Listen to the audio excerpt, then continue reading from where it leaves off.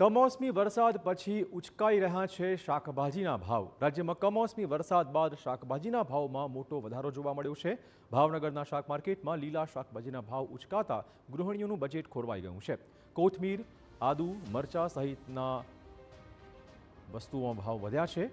વેપારીઓનું કહેવું છે કે કમોસમી વરસાદના કારણે હાલ શાક માર્કેટમાં માત્ર 25% જેટલો જ સારો પાક આવે છે। પાક બગડી જતા શાકભાજીના ભાવ ઉચકાઈ ગયા છે।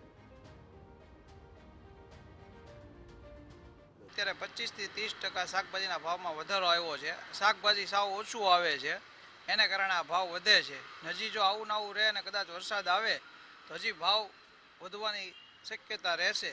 શાકભાજી સાવ ખરાબ આવે છે, એને કારણે આ ભાવ પણ છે।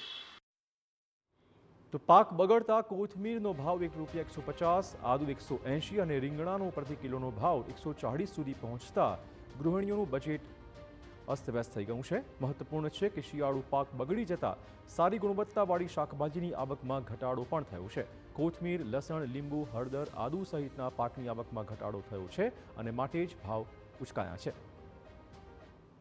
અતિશય વધારો થઈ ગયેલો છે શાકભાજીનો। એનું કારણ એ છે કે શાકભાજી જે 100% આવતું હતું એની પહેલાં 25% જ આવે છે। 75% સડેલું શાક આવે છે, સારું શાક 25% જ આવે છે। એટલે સારા શાકની ડિમાન્ડ થોડીક રહેશે ને એનો ભાવ ઊંચા હતા, પણ ખેડૂતને તો અત્યારે પૈસા નથી રહેતા।